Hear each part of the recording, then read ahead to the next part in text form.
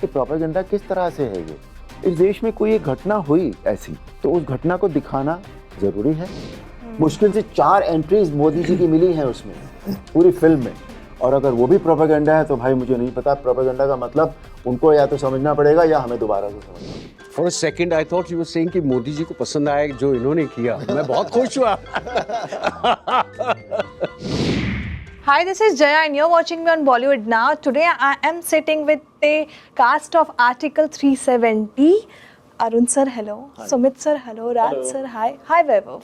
Welcome to Bollywood Now. Thank you so much. सबसे पहले तो I just loved the movie and every मतलब जितने भी कैरेक्टर्स हैं इस फिल्म में सभी का उम्दा है। एक्टिंग बहुत अच्छे तरीके से आप सबने इसमें प्ले किया है और एक तब मैसेज दे के जा रही है film. It was really amazing.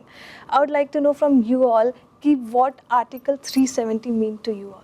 Article 370 जो बेसिक फिल्म है वो तो हम सब ने देखी है, बहुत अच्छी बनी है, पर आर्टिकल 370 एक इतना ज़्यादा अहम मुद्दा है इस देश के लिए जिसको सुलझाना बहुत ज़रूरी था। और वो बहुत सारे लोग, कश्मीर के लोग ये समझ नहीं पाते थे कि ये इसकी वजह से, आर्टिकल 370 की वजह से उनकी जो प्रोग्रेस है वो नहीं हो पा रही है। कुछ लोग उनको गलत समझा रहे थे। तो ये इतना ज़्यादा अहम मुद्दा था देश के लिए कि और बाकी लोग वहाँ कुछ कर नहीं सकते सभी कुछ, तो इसलिए उसका प्रोग्रेस नहीं हो रही थी बिल्कुल भी। अब सिंस ये हो गया है तो अब आप देखिए कि पिछले कुछ ही जब से ये हुआ है तो उतने ही टाइम में कश्मीर में जो प्रोग्रेस हुई है वो इतनी ज़्यादा है कि it's so good for the country and for the Kashmir as well. तो जहाँ तक फिल्म का सवाल है, फिल्म बहुत अच्छी बनी है, बहुत ईमानदारी से फिल्म बनाई है, और जो डॉक्यूमेंटेशन है फिल्म का कि कैसे इसको आर्टिकल 370 को ख़त्म होने से रोका गया था और किस तरह से इसको फिर फाइनली ख़त्म किया गया। So it was good to work with these people. Arun ji ने जो कहा उसके ऊपर ऐड करना बहुत ही मुश्किल होगा क्योंकि उन्होंने बहुत ही संक्षिप्त में हर चीज़ कह दी। मैं सिर्फ एक पर्सनल एक्सपीरियंस बता सकता हूँ क्योंकि मैं कश्मीर से हूँ, कश्मीरी पंडित हूँ। तो I have been party to के किस तरह से इस 370 के होने की वजह से जो आम कश्मीरी पे काफ़ी हद तक कश्मीरी पंडितों पर और वहाँ के जो बाकी लोकल्स हैं उन पे जो मुश्किलात आई उनको झेला गया है। मैंने, मेरे परिवार ने झेला है, तो मैं समझता हूँ कि उस चीज़ का मेरे लिए, मेरे परिवार के लिए और कश्मीरी लोगों के लिए कितना बड़ा योगदान है 370 के जाने का। आई रिमेंबर मैं जब कॉलेज में हुआ करता था या उसके बाद भी हम जब भी चर्चा करते रहते हैं तो कई लोग बोलते थे कि हाँ चलो यार कश्मीर जाते हैं घूमने के लिए, और अगर 10 लोग ऐसा बोलते हैं उनमें से 1 या 2 ऐसा बोलते हैं यार मज़ा आता है वहाँ पे कोई एक हम जाके रह सकें, मैं वहाँ पे शिफ्ट होना चाहता हूँ। और मेरा पहला जवाब उनको ये आता है नहीं वो तो तुम नहीं कर सकते। तो वो कहते हैं मतलब सिर्फ कश्मीरी जो है वो वहाँ पर, कश्मीरी स्टेट सब्जेक्ट जो है वो वहाँ पर घर खरीद सकता है, बाकी हिंदुस्तान का कोई खरीद नहीं सकता। यानी आपने सिर्फ एक आर्टिकल की वजह से एक विभाजन सा कर दिया था, और वो जो इकाई हुई है वो उसका तो बेनिफिट पूरे देश को मिलेगा ही मिलेगा, बट कश्मीरियों को बहुत ज़्यादा मिल रहा है। हूँ तो मैं भी कश्मीरी पंडित कौल साहब की तरह, लेकिन कश्मीर से इतना रिश्ता नहीं रहा, मैं कभी रहा नहीं, और हम कई 100 साल से कश्मीर से हम लोग निकले हुए हैं। लेकिन 2 चीज़ें जो शूट के दौरान जो मुझे अहम बताई गई हैं जिसको सुन के मुझे बड़ी खुशी हुई, 2 बातें। पहली बात ये कि बातें दोनों छोटी हैं लेकिन वो हैं बहुत बड़ी। छोटी क्यों हैं? एक साहब ने मुझे बताया, असल में 2 साहब ने ये बताई बात कि देखिए जब से एब्रोगेट हुआ है 2-3 चीज़ें यहाँ पे ऐसी हुई हैं। पहली बात तो ये है कि अब उन्होंने मुझे सामने एक सड़क दिखाई, कहते ये सड़क आप देख रहे हैं? मैंने कहा जी। कहते रात के वक्त अंधेरा होगा? मैंने कहा जी। कहते पहले ज़माने में यहाँ पे रोशनी ही नहीं थी कोई, अब रोशनी लग गई है, अब लैंप लग गया है। तो अब मैं मर्द हूँ लेकिन मुझे भी कोई भय नहीं है वहाँ जाने में। तो एक सिंपल चीज़ है कि स्ट्रीट लाइटिंग हो गई है। स्ट्रीट लाइटिंग की वजह से जो है एरियाज़ जो हैं वो उजागर हो गए और आपको एक सेफ्टी सिक्योरिटी महसूस होती है, चाहे आप लड़की हो, चाहे आप लेडी हो, चाहे आप मर्द हो। मर्दों को भी डर था उस ज़माने में, दूसरी बात ये कही गई कि देखिए हम श्रीनगर में रहते हैं और पहले हमें हमेशा एक हल्का सा डर था कि यहाँ कभी भी अटैक हो सकता है। तो अब हमें एक इत्मीनान सा है कि अब कोई अटैक नहीं होगा। और ये इतनी बड़ी बात है, सुनने में लगता है छोटी बात है, लेकिन अगर आपके दिल में भय है कि मेरा बच्चा स्कूल जा रहा है, वो लौटेगा कि नहीं लौटेगा, और एक ऐसा ज़माना आता है कि आपको भय नहीं है, तो ये तो बहुत बड़ी बात है। ये सुनने में छोटी लगती है। बिल्कुल सर, बिल्कुल। Vaibhav, they have expressed it brilliantly. मैं सिर्फ आवाम का शुक्रिया अदा करना चाहता हूँ, the kind of response that we are getting for this film. एक कहीं तो जहन में था कि लोगों को पसंद आएगी, लेकिन इस हद तक मोहब्बत मिलेगी हर किरदार को। इट्स मतलब जब ऑडियंस थिएटर से बाहर निकलती है, हर एक किरदार के बारे में वो बात करती है, उनका जिक्र करती है, and they know the nitty-gritties कि क्या क्या हुआ था, जो न्यूआंसेस है सारे कैरेक्टर्स के, वो आवाम तक पहुँचे। So the credit goes to our director, the writers, and once again thank you so much for the kind of love that we are getting. Arun sir, मैं आपसे पूछना चाहूँगी श्री राम से मोदी बनने तक का सफ़र कितना इंटरेस्टिंग रहा। जब आप मोदी जी का कैरेक्टर कर रहे थे और हमें ना एक मिनट भी लगा कि नहीं, इतना इजीली, इतना फ्लुएंटली वो कैरेक्टर्स पे दिखा, वो पर्दे पे दिखा है, तो उसके बारे में हम जानना चाहेंगे। कोई स्पेशल ट्रेनिंग ली आपने? स्पेशल ट्रेनिंग तो जब मैं एक्टर बनने बम्बई आया था, मैंने तब भी नहीं ली थी। तो मैं उस तरह से पढ़ा लिखा क्वालिफाइड एक्टर नहीं हूँ, कि मैंने कोई स्कूल गया हूँ, मैं एक्टिंग के स्कूल में गया हूँ, मैं वैसा कुछ नहीं था। और श्री राम से मोदी जी के बनने तक का जो सफ़र है बहुत लंबा है, उसको अगर डिटेल में हम जाएंगे तो बहुत बहुत समय लग जाएगा। पर इस कैरेक्टर के लिए ये ज़रूर है कि मुझे जब ये कैरेक्टर ऑफ़र हुआ तो ये मेरे लिए एक बहुत बड़ा चैलेंज था, बिकॉज एक तो मैंने कभी इस तरह के कैरेक्टर पहले कभी किए नहीं। दूसरा, जो आज मोदी जी का जो स्टेचर है, जो उनका स्टेटस है, वो इतना ज़्यादा बड़ा है, इट्स ह्यूज, इट्स जाइगेंटिक, तो उसमें कहीं कुछ भी ज़रा सा कमी न रह जाए, वो सोचना। और दूसरा, उनको देखकर बहुत बार ये लगता है कि ये बिल्कुल एकदम पता नहीं लगता कि वो क्या सोच रहे हैं इस समय। उनके फेस पे एक्सप्रेशंस जो हैं वो बहुत कम आते हैं, तो ये भी नहीं पता लगता कि इस सिचुएशन में ये बंदे ने इस तरह से सोचा होगा या ये सोच रहा है ना। तो वो फील आना, वो तब आ सकता है जब हम अपने फेस को न्यूट्रल रख लें बिल्कुल, तो फिर सिचुएशन के हिसाब से ऑडियंस को समझ में आता है कि ये व्यक्ति ये सोच रहा होगा इस समय, है ना। तो वो एक प्रैक्टिस होती है, एक एक्टर को अपने आप को न्यूट्रल रखना बहुत मुश्किल होता है एक एक्टर के लिए, है ना। तो वो किया, और फिर गेटअप जो था वो समहाउ बहुत अच्छा हो गया था। हालांकि गेटअप में मुझे 2.5 घंटे लगते थे, एवरी डे। पर क्योंकि मन में था कि नहीं, ये रोल करना चाहिए, मुझे करना है, मुझे और अच्छे से करना है, ताकि कल को कोई ये ना कहे कि देखो अरे यार मोदी जी तो ऐसे हैं और ये बंदे ने क्या कर दिया। तो वो एक जिम्मेदारी बहुत बड़ी थी, पर वो सभी की मदद से सब अच्छा बहुत हो गया। तो I mean that's it. And even Modi sir praised about the film. He talked about the film कि हाँ ऐसे एक फिल्म आ रही है जो आपको बताएगी कि कैसे और क्या हुआ था, जो सही सिचुएशन से आपको अवगत कराएगी। Yes. For a second I thought you were saying कि मोदी जी को पसंद आया जो इन्होंने किया। मैं बहुत खुश हुआ। सर, आपका किरदार जो है नेगेटिव है, तो कोई नेगेटिव मैसेज और बैकलैशेस हुए आपको सोशल मीडिया पे, फ्लड हुआ? I mean, जो भी जिसने भी देख के बाहर निकला है, तो वो उन्होंने यही कहा है कि आपका जो किरदार था वो ऐसा लगा जैसे कि हम ही आपको क्या कहते हैं वो खिड़की से बाहर फेंक दें, वो ऐसा महसूस हो रहा था। तो मैंने कहा अच्छा है, मतलब मैंने इतना ज़्यादा हेट जनरेट किया लोगों के दिलों में, तो कुछ हद तक मेरा काम सफल हुआ है। तो वो तो डेफिनेटली आई डोंट थिंक कोई हेट आया है, बिकॉज फॉर्चुनेटली आज की ऑडियंस बहुत समझदार है, वो समझते हैं कि ये किरदार है जो प्ले किया जा रहा है। बट डेफिनेटली जिसने भी वो फिल्म देखी है, वो उस मौके में वो किसी भी आप ऑडियंस के लिए ना वो एक इमोशनल एक्सपीरियंस हो गया है। आर्टिकल 370 फिल्म एक इमोशनल एक्सपीरियंस, क्योंकि हम जब देख रहे थे, स्क्रीनिंग में देख रहे थे या मैं बाद में जाके देखा मैंने, आई रियलाइज लोग वो जो होता है ना कि कहीं होता है अरे oh, you could hear audio of people who were going with the flow of it. And मतलब I remember मैं बैठा हुआ था एक स्क्रीनिंग पे, मतलब फिल्म देखने गया था अपने दोस्तों के साथ, और जब उन्होंने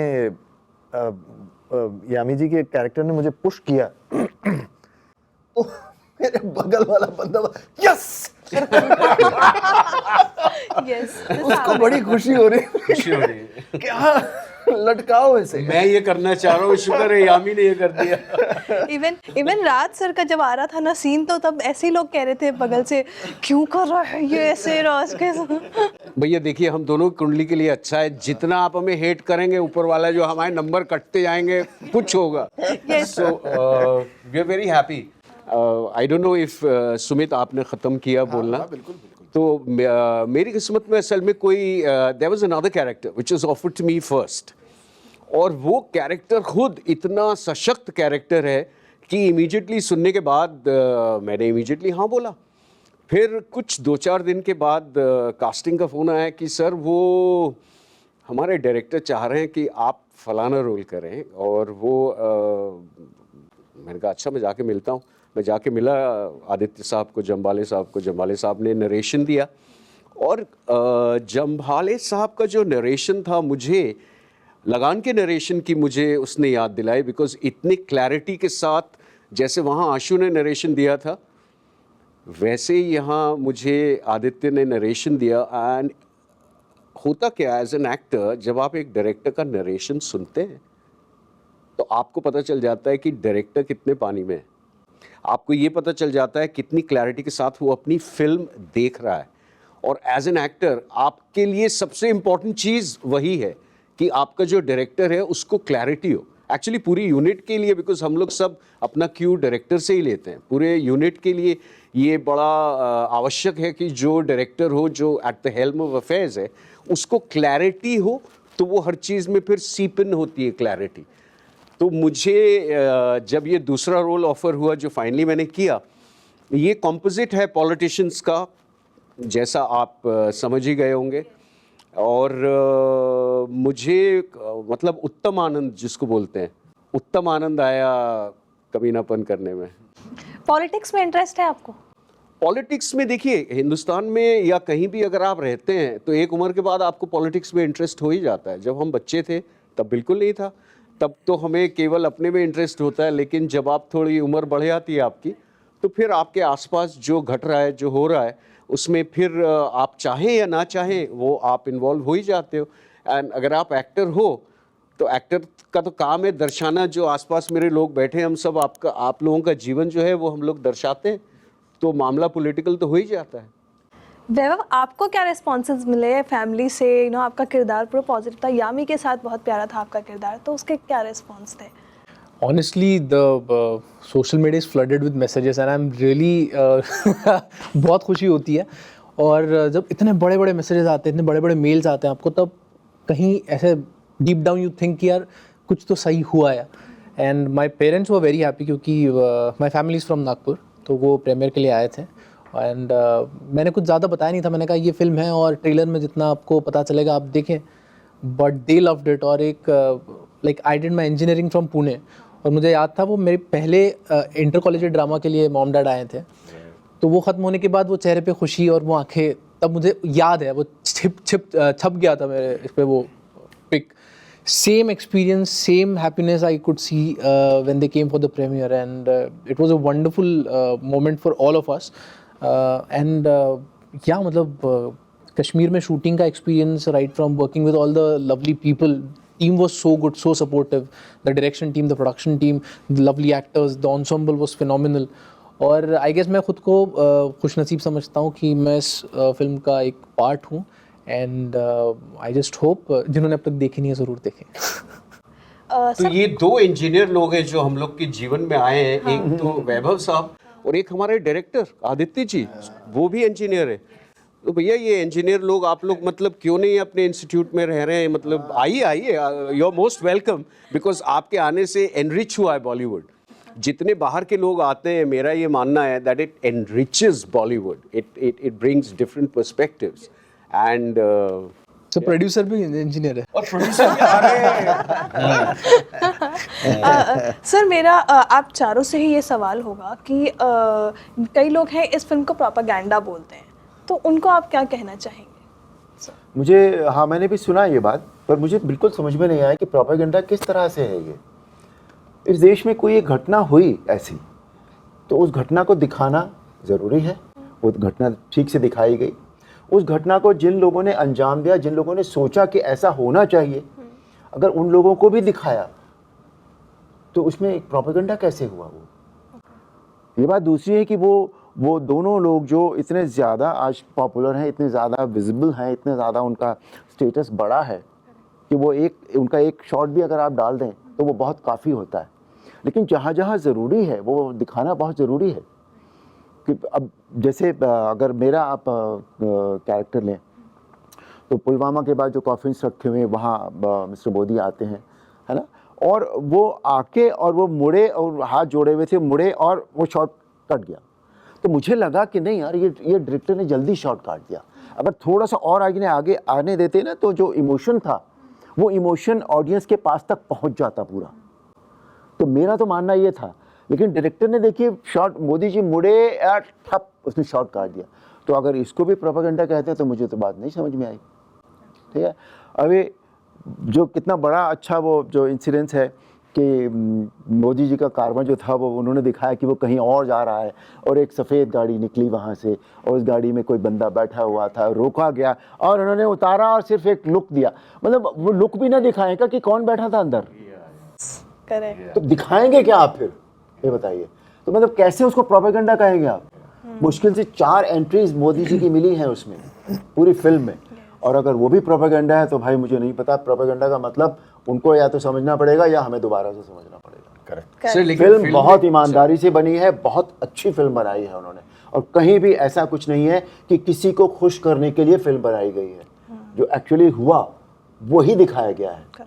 लास्ट में भी जो लास्ट सीन है जिसमें मोदी जी और अमित जी, जो भी उनके कैरेक्टर्स के नाम हैं मुझे नहीं पता, मैं भूल गया, तो वो दोनों सामने सब मीडिया खड़ा हुआ है, वो दोनों सिर्फ हाथ हिलाते हैं। तो एक दो बंदे उतरे हैं जिन्होंने काम को अंजाम दिया और इतने लोग खड़े हुए थे उनको एक्नॉलेज करने के लिए, और अगर वो हाथ उन्होंने ऐसे हिला दिया तो वो भी प्रोपेगेंडा हो गया क्या? नहीं। अगर एक सेंटेंस में आप सुनना चाहें तो इस फिल्म में कोई भी प्रोपेगेंडा नहीं।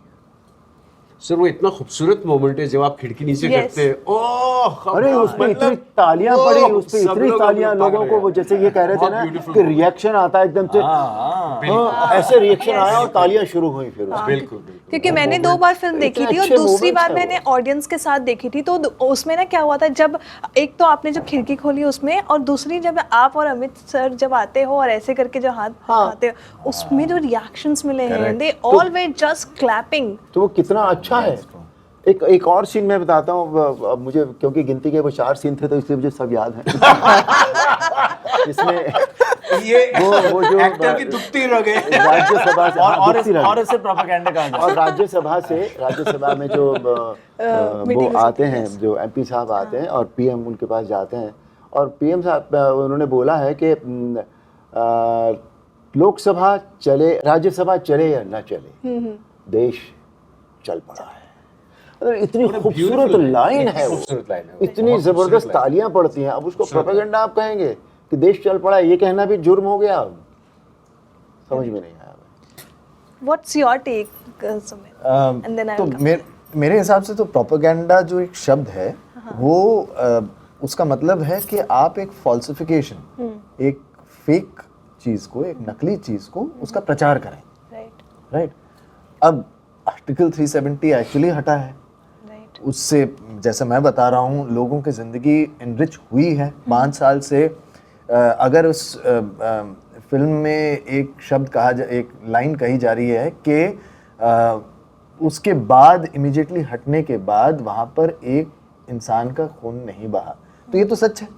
तो झूठ तो कोई चीज़ नहीं बताई जा रही है। मैं अगर आपने ये बनावटी कोई चीज़ होती तो मैं ठीक है, मैं आपकी बात या किसी और की बात मान लेता कि ठीक है, हम ये एक झूठ, एक फॉल्सिफिकेशन का प्रचार हो रहा है, बट ऐसा तो नहीं हो रहा है। जो सच है उसी को दर्शाया जा रहा है, तो फिर प्रोपेगेंडा जो शब्द है ये बहुत गलत हो जाता है। ये फिर क्या हो जाता है, ये बेसिकली कुछ ऐसे लोग हैं जो खुश नहीं हैं, जैसे ये कह रहे हैं ना, देश आगे बढ़ रहा है या लोगों की जिंदगियां बेहतर हो रही हैं, कुछ लोग हैं वो उससे खुश नहीं हैं। और ये मुझे तो एज एन एक भारतीय होने के नाते बहुत दुख होता है कि कुछ भारतीय हैं जो इस बात से खुश नहीं है। तो वो फिर इसको वो अब उनके पास कुछ कहने के लिए जब नहीं होता तो फिर वो कहते हैं नहीं, आप बेसिकली झूठ फैला रहे हैं, आप प्रोपेगेंडा कर रहे हैं। बट अगर किसी को अगर कोई सचमुच जानकार इंसान होगा, समझदार, और अब उस हिसाब से एक्चुअली देश, मैं as an individual, as a Kashmiri, as an Indian, मैं शुक्रगुजार हूँ इसी फिल्म का कि मुझे इतनी सारी चीज़ें इस फिल्म के ज़रिए पता चली हैं कि, और आपको ये भी रियलाइज़ होता है कि ये सिर्फ एक या दो इंसानों का काम नहीं है, कि एक पूरा हुजूम जब साथ में काम करता है एक डायरेक्शन में, तब जाके इस तरह की चीज़ इम्प्लीमेंट होती है।